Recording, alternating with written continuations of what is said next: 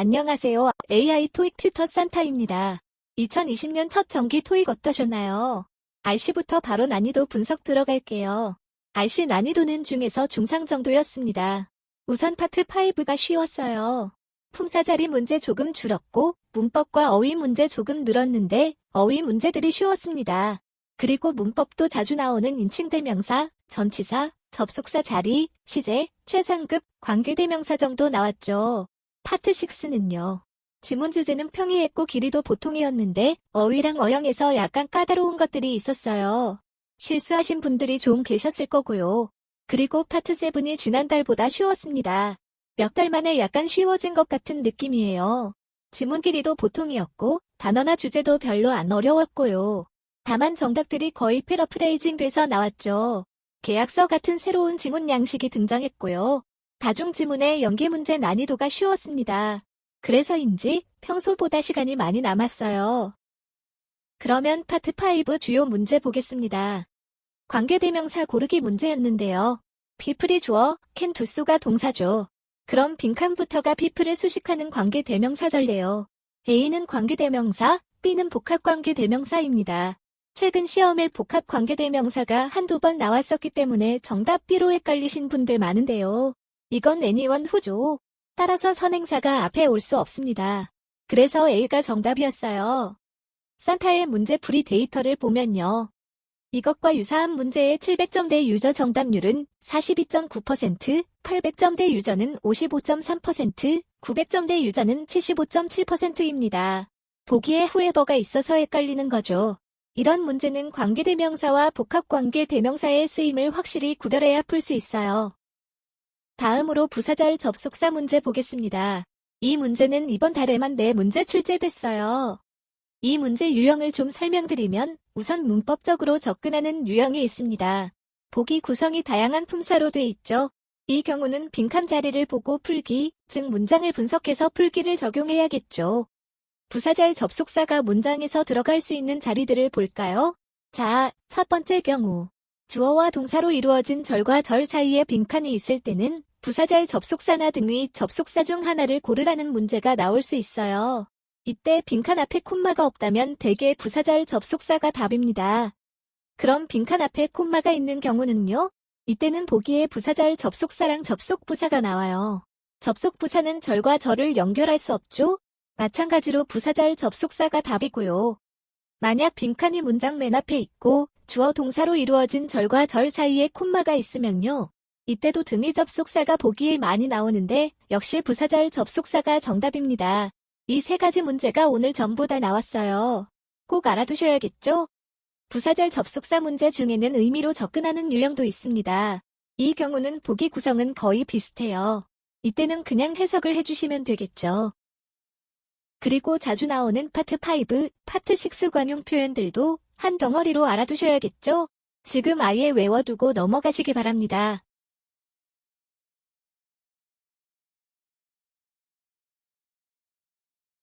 파트 6 문제 중에서도 까다로운 유형 하나 소개해드릴게요. 빈칸 앞에 as 있으니까 이거 전치사인가? 하고 생각하신 분들이 A나 B를 많이 고르셨어요. 그런데 as는 접속사입니다. 그런데 접속사 뒤에 빈칸 하나밖에 없죠? 그럼 이 부분이 주어와 동사가 생략된 분사구문인가 보다. 하고 생각하실 수 있어야 돼요. 즉 여기는 원래 as it is advertised, 광고되는 바와 같이 이런 표현이 있었다고 봐야 되겠죠. 그런데 it과 is가 생략되고 as advertised만 남았어요. 그럼 정답은? 시겠죠. 어려운 문제였습니다. 그럼 RC 대비 어떻게 해야 하나요? 특히 오늘 혼동 어휘 문제 많이 나왔죠. 혼동 어휘 구별해서 암기해 주셔야 하고요. 덩어리 표현 학습은 함께 하는 거 잊지 말아주세요. 그리고 파트 5는 요새는 매일 나오는 것만 나와요. 그러니까 빈출 문제 유형, 그리고 내가 취약한 유형을 집중적으로 학습해 주시는 게 효과적이겠죠?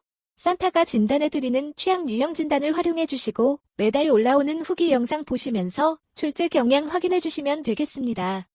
파트 7은요, 지문의 주제와 상황을 명확히 파악하시는 게 중요합니다. 이제 그걸 모르면 문제를 제대로 풀 수 없어요.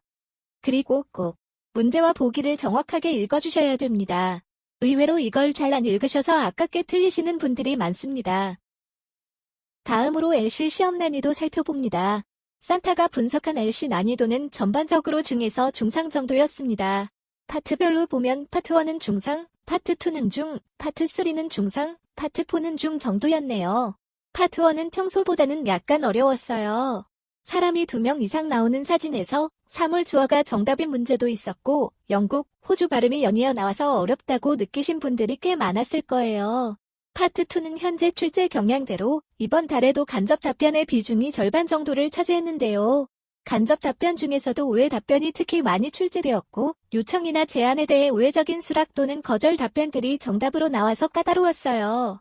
파트 3는 문제나 보기 길이가 길지 않았고요. 패러프레이징도 적당히 되었어요.